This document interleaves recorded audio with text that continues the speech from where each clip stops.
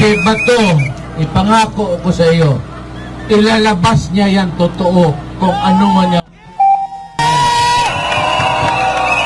Magtiwala kayo kay Bato.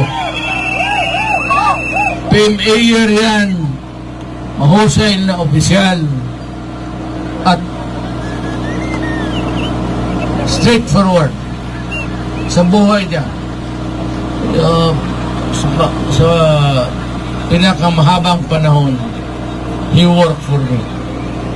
He is good and he will be a leader of our country. He will aim to be a protector of the people's interest. Hindi naman po pwedeng basta baliwalain kasi nakita ng Pangulong Duterte. May sinasabi siyang report na nakita niya involving actress Maricel Soriano at yung si President Bongbong Marcos. Kaya itong report na ito, sabi ko nga, ito resulta lang ng trabaho. Kung naiintindihan ko sila, dinideny nila ngayon. Dahil nga, sitting president, part lang talaga na pinapunta sila rito dahil nga rin sa happy nila na nag-uutos. Pero yun nga, no, nakakalungkot nga lang, talagang mamimili talaga sila doon sa akin at saka doon sa pagkain sa mesa nila.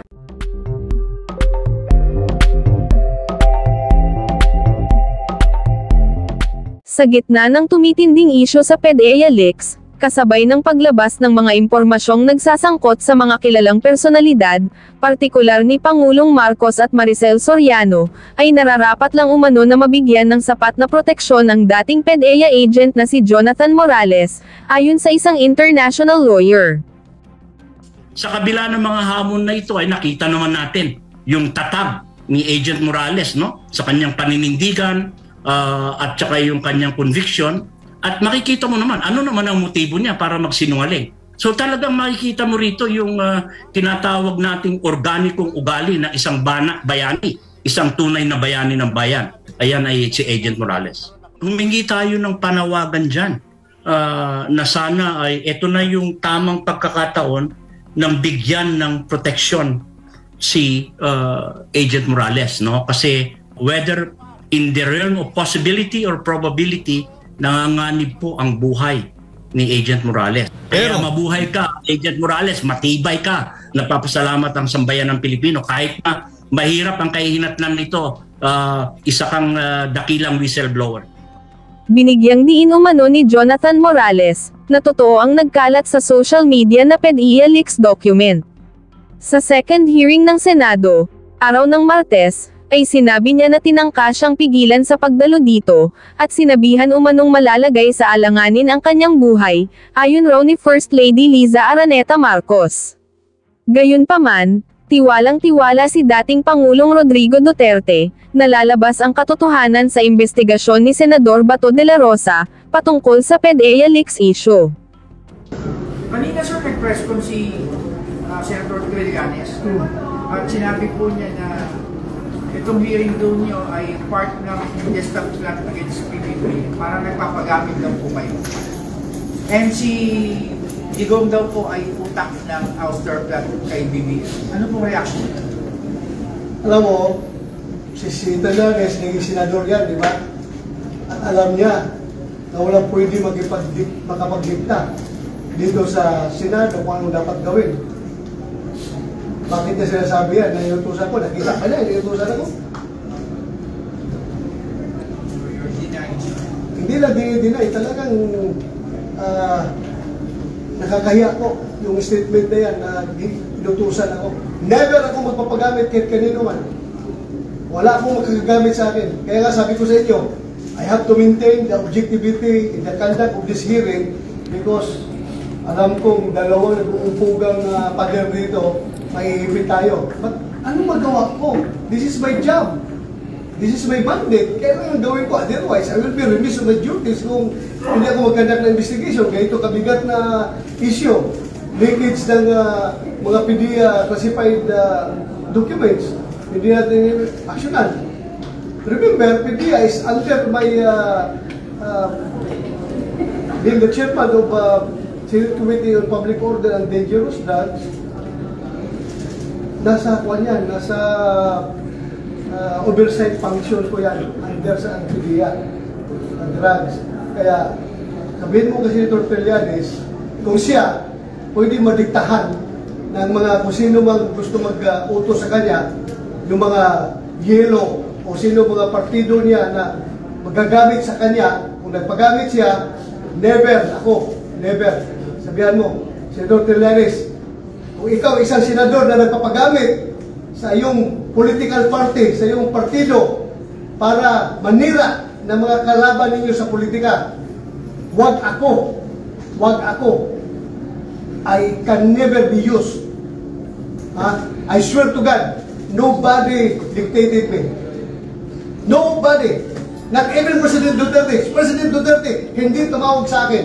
Walang malang kahit kunting nihaw-niho para sa kaso na ito, para sa investigasyon na ito. Wala. Cross my heart, hope to die.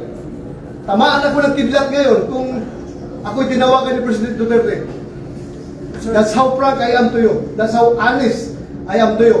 Kaya ikaw, Trillanes, kung napagamit ka noon sa mga political party mo, yung yelo mo na partido, para siraan ang iyong mga political enemy na ginawa mo kay President Duterte noon, wag ako. I can never be used by President Duterte kung sila naglalaban, sila nag-aaway ni President Marcos. Hindi ko ako magpapagamit at hindi ako pwedeng gamitin.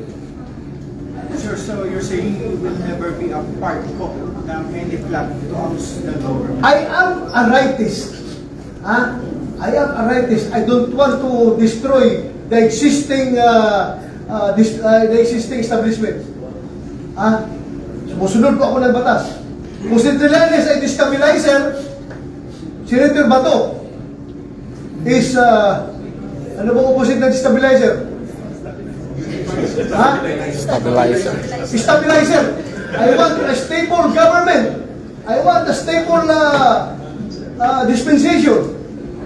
Ayaw ko po na masira yung ating gobyerno. Kung masira ating gobyerno, masira ating pamumuhay. Di ba? Kaya huwag mo sabihin na ginagamit ako sa isang plot to oust the president. No! My God! Never!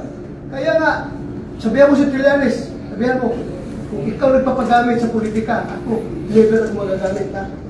Ikaw ginagamit ka noon ng political party mo para siraan si President Duterte, para gibain ang administrasyon ni President Duterte. Ako, hindi ako magagamit ni President Duterte. Kita ni Trillanes. Sundan ko lang po yung line of questioning ni Sir John. Ang sabi po ni former Senator Trillanes kanina is, the ICC warrants po will be issued by June or July this year. We will get your statement or reaction on this. Ang sabi po ni former Senator Trillanes is, maaari na daw pong mailabas ang ICC warrant by June or July. Go ahead, make my day, Mr. Trillanes! Biyan mo! Sige ka lang, ngak yan ang ICC.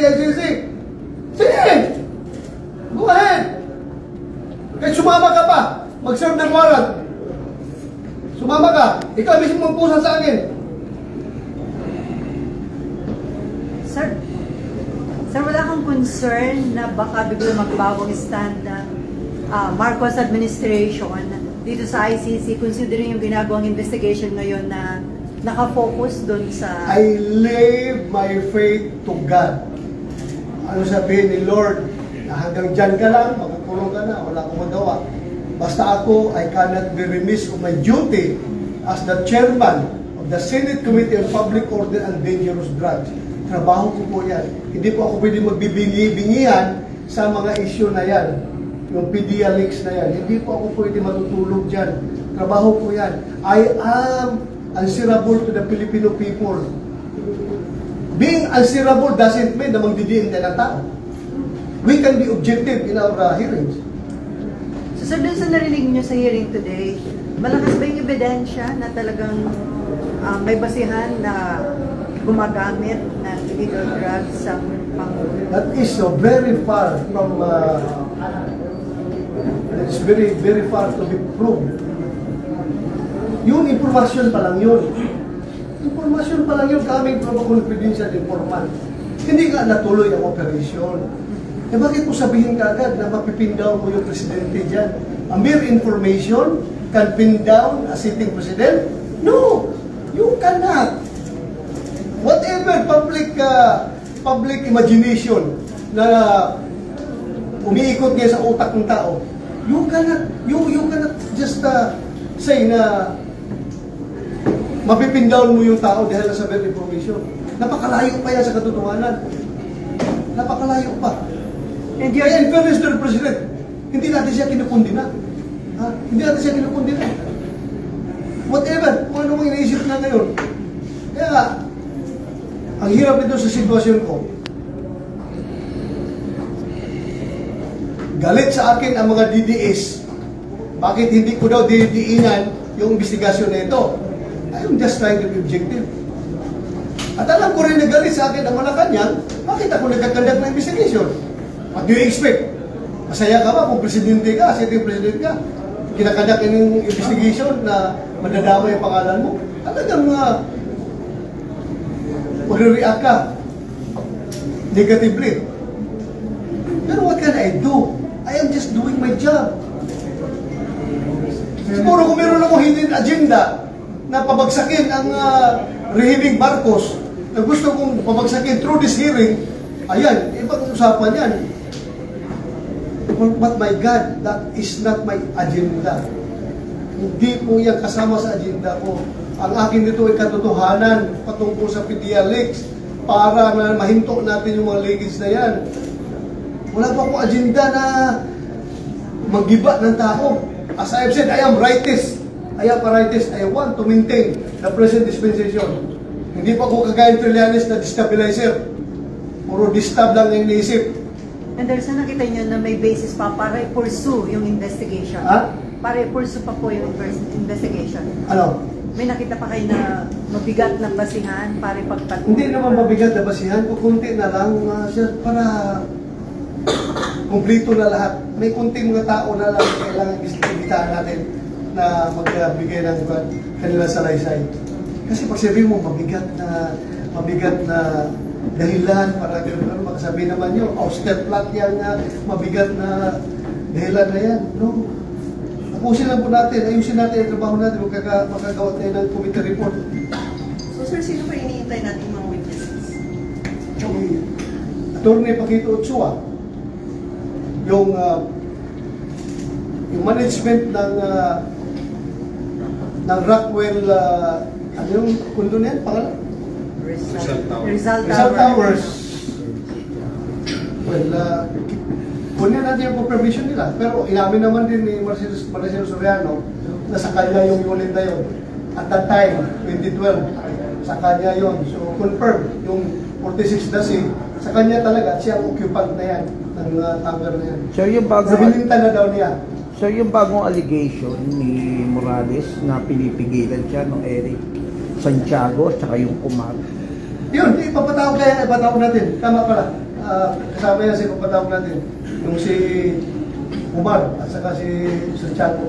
Si Rapio, sir. Si Senator. Pati si General Serapio. Kasi... Active pa ba, sir, si General? Retired na. So na-mention si First Lady, do you think nag-intervene si First Lady para... Malaman natin yan sa next hearing. Sir, kanina sinabi ni Senator Jinggoy, parang nag-doubt siya dun sa personality ni Morales. And then sinabi ni Senator Cheese na parang we're getting out of what we are supposed to discuss. Parang your take on that, sir? I am not taking their advice seriously. Mga kuwan yan, mga magagaling yan na senador. You are taking. I am thankful for their advice and their inputs. Otherwise, kung hindi sila concerned sa akin at sa committee ko, wala siya pakialam. Bahala ka dyan kung ano mangyari sa iyo. At least, tumulong sila. Nagbigay ng input si Senator Chis Escudero. And then sinasabi niya, sir, yung parang death as June, parang pagpatay na yung tao na pinag-vote mo, wala nang bearing yung sinasabi ko. Apparently yung kay Galapan, yung sinasabi ni Morales.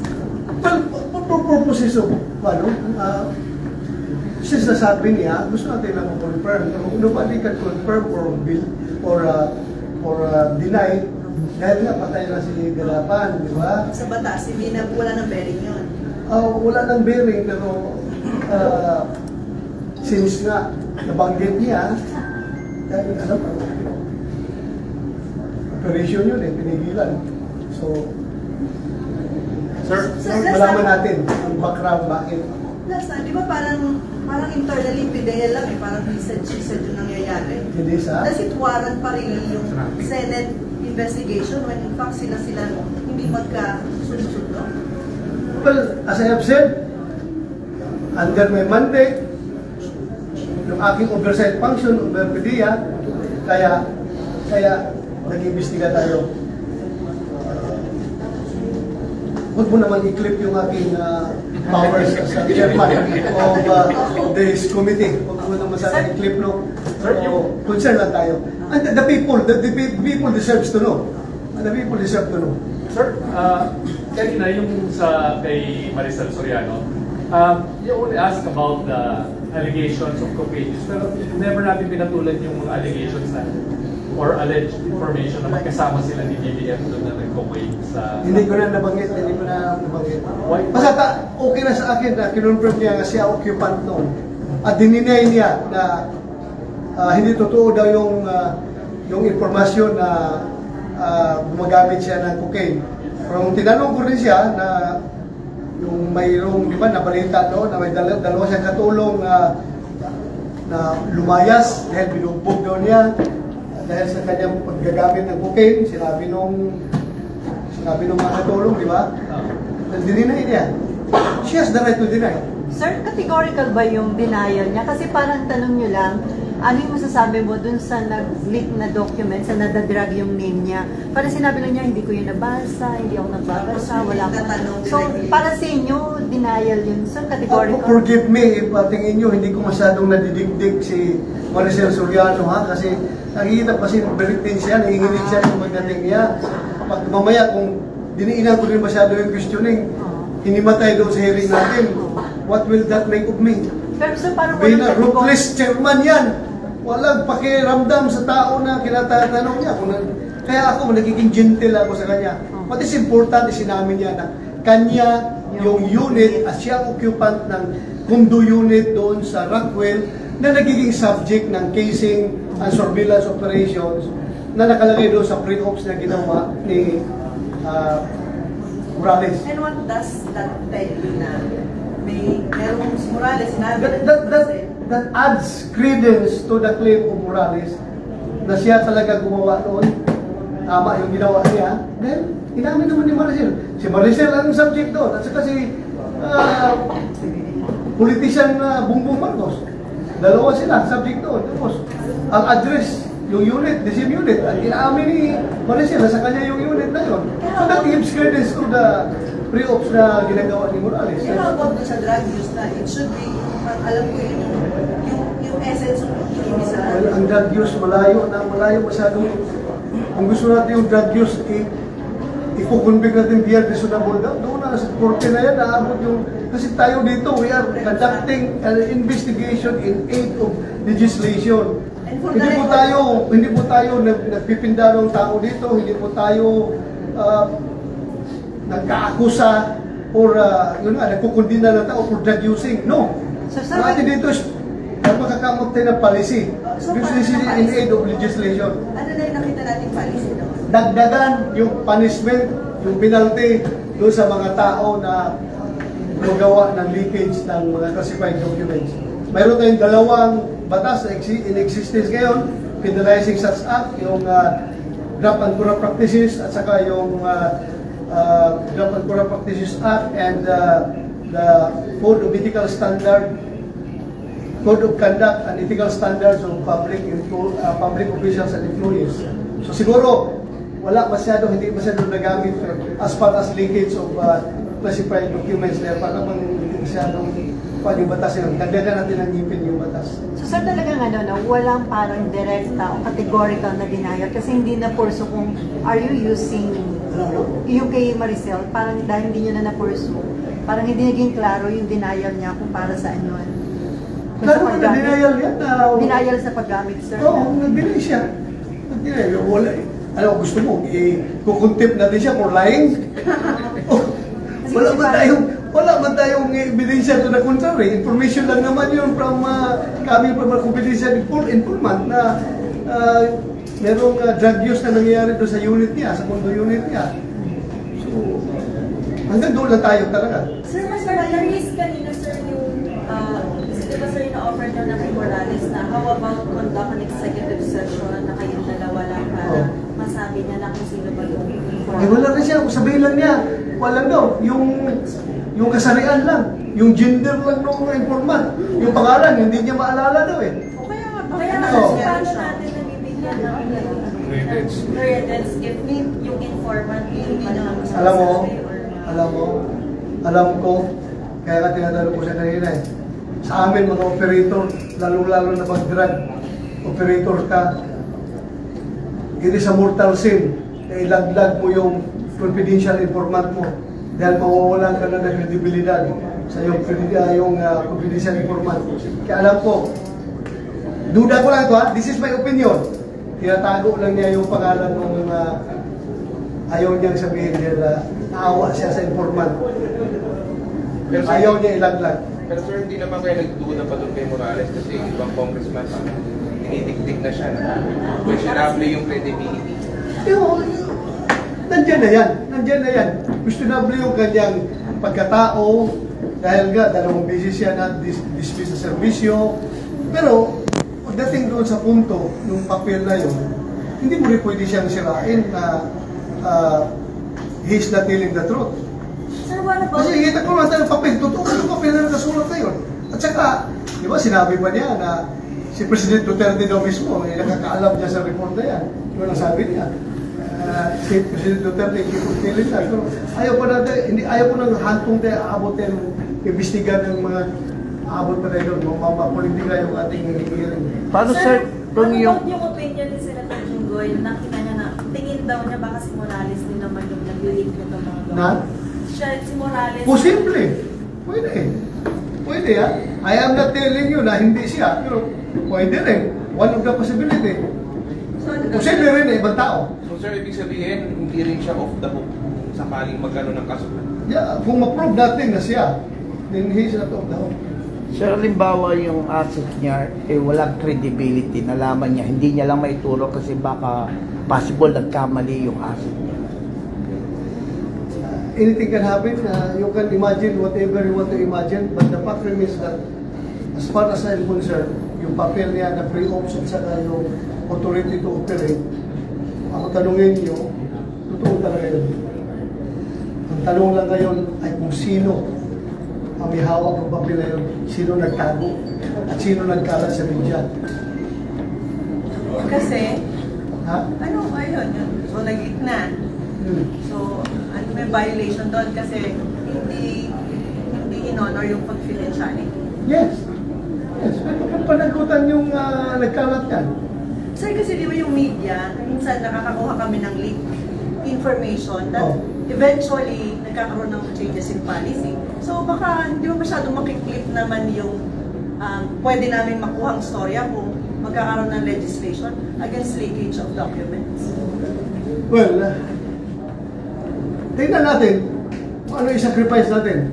Dapat may balance dyan eh. For transparency. Alam mo, dapat yung inyong karapatan, freedom of the press ay ma-preserve.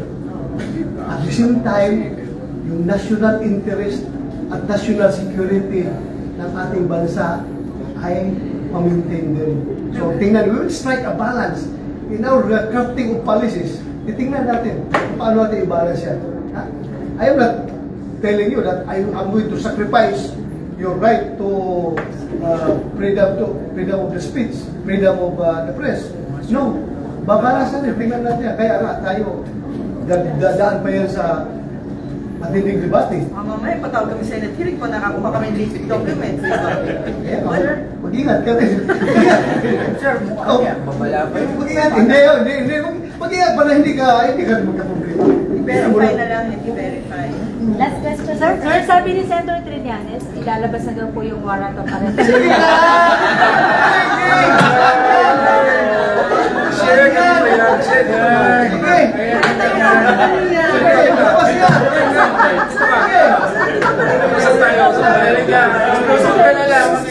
Di ba pareho kayong PMA ni Sen Trillanes? Pareho kayo PMA? Pareho kami. Wala bang banda mong brothers yung mga ganung situation? Ewan po, Ibang brothers ang gusto niya. Ha? Ibang banda. Ibang banda siguro gusto niya. Bakit ganyan yung ugali niya? Sir, dito sa nangyayaring development, hindi ka ba nag-worry? Parang tumiinit yung banggaan ng mga pro and anti Duterte and Marcos. Kahapon may nagrally dito ng mga pro Bongbong, ngayon naman anti. So, ano nakikita niyo dito? Mas titindi ba ito? Anong pwedeng worse na mangyari kung tutuloy-tuloy? Well, I am not expecting something worse to happen. Because from my end, I have no hidden agenda that this thing will come to worse. Wala po yan. Kaya I am confident after this investigation. Okay na. Okay na po? Sir, kung ba si BBM maging sa ticket na yan? Invite ka ni BBM sa senatorial ticket ng ating sasabi? Titingnan ko. Together with Trillanes, sir.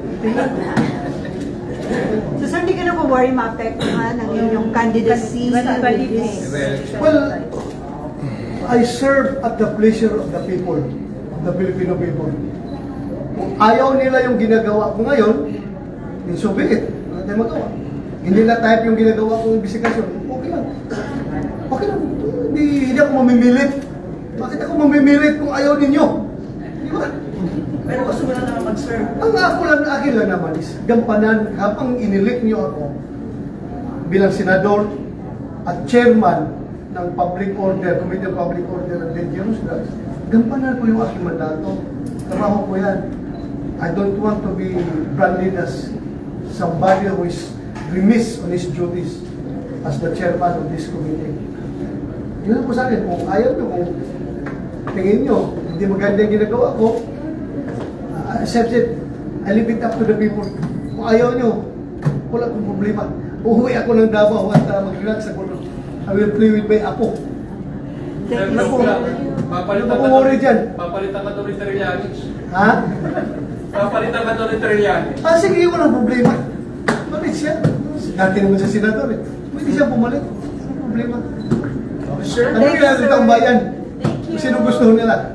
Sir, naisip niyo po ba o na-anticipate niyo na bago kayo nagkandak ng hearing, pwedeng pasukan ng politika talaga? Politika. Nakikita ko yan. Pwede, posible. Maraming sasakay yan. Basta ako, from the very beginning, I was telling myself, please, maintain your moral compass. Please, maintain your objectivity. Huwag ka magpadala kahit kanino. Ha? Kita mo kayo, mga insinuation ni Maharlika. Ay, Maharlika is known to be nasa kabila, di ba? Against Marcos yan siya. Pero nakita nyo na nagalit ako sa kanyang insinuation, di ba? So, sana naman, huwag niyong kulayan yung aking trabaho. Ako, trabaho lang po ito. Walang personalan at walang politikahan. As your chairman of Public Order and Dangerous Drugs, it is my sworn duty to investigate this issue. Yun lang. Maraming salamat. Thank you, ha? Thank you, sir. Para sa iba pang karagdagang mga balita at impormasyon, ay huwag po nating kalimutang mag-like, share at comment sa video na ito, at huwag po rin nating kalimutang mag-subscribe to continue supporting us. Maraming salamat po sa inyong panonood, at naway tangkilikin po ninyo ang aming YouTube channel.